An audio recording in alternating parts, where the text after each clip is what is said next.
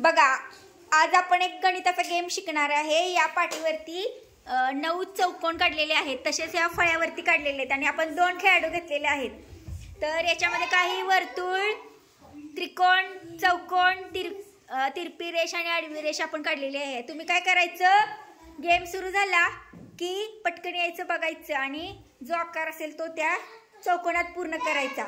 जो आधी पूर्ण करेल तो जिंकणार। Okay, 1 2 3 start.